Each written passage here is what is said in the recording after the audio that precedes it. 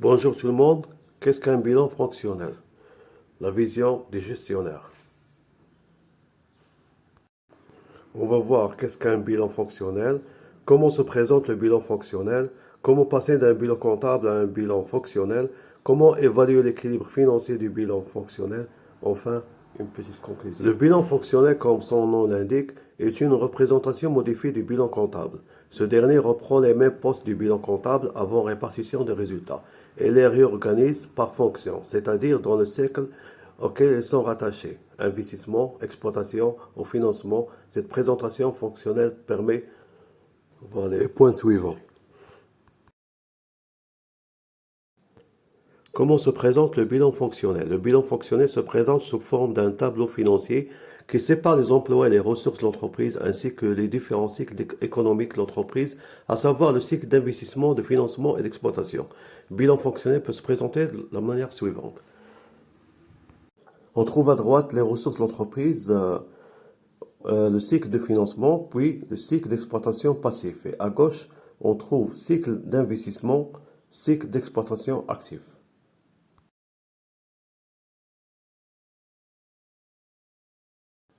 Le cycle d'exploitation, ce cycle regroupe les opérations qui relèvent du cycle d'exploitation ou de production de l'entreprise, achat, production, vente, etc. Actifs et dettes circulantes d'exploitation, ce sont des emplois et des ressources à court terme liés à l'activité principale et ordinaire de l'entreprise. Exemple, stockage, créances, dettes fournisseurs, etc. Actifs et dettes circulant hors exploitation. Ce sont des emplois et des ressources à court terme exceptionnels qui ne sont pas liés à l'activité principale de l'entreprise. Exemple, dettes fournisseurs d'immobilisation. Enfin, trésorerie actif et passif. Comment passer d'un bilan comptable à un bilan fonctionnel? Pour passer d'une vision comptable à une vision fonctionnelle, il faut procéder par le retraitement de certains postes du bilan comptable ainsi que quelques éléments hors bilan. Ces retraitements peuvent changer d'une société à une autre. Nous listons les principaux retraitements.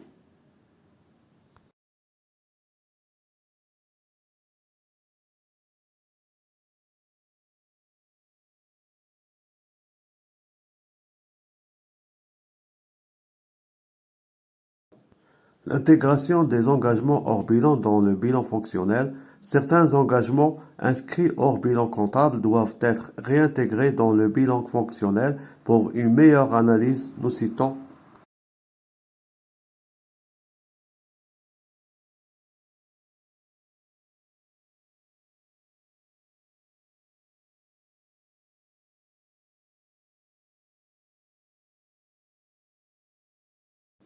Après les éliminations à prévoir, après avoir réalisé les retraitements nécessaires pour l'élaboration du bilan fonctionnel, il est désormais possible d'évaluer l'équilibre financier de l'entreprise.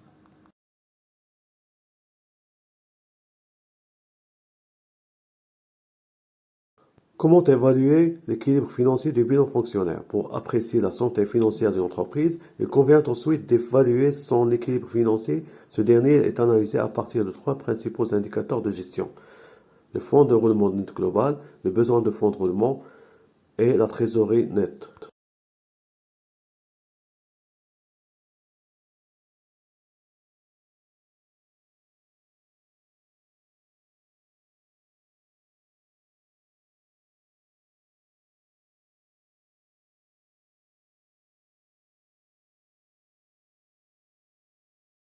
L'équilibre à long terme peut être schématisé comme suit.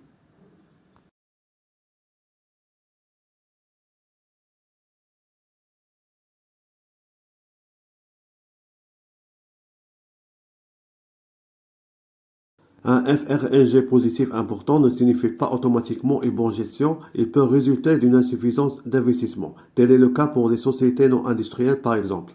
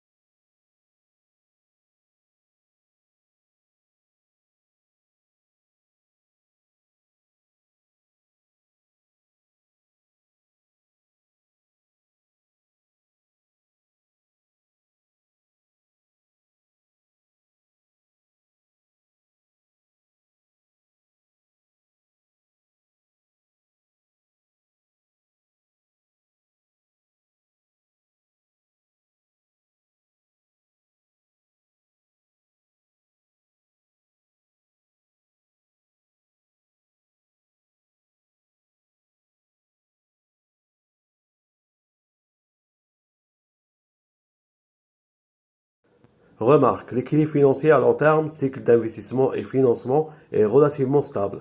En revanche, l'équilibre à court terme dépend de l'activité de l'entreprise, cycle d'exploitation, qui, elle, fluctue d'une manière permanente. Les ressources et les besoins en fonds de roulement se compensent au cours de l'année. La somme du BFRG correspond donc à une moyenne calculée sur toute la période de l'exercice comptable concerné par l'analyse.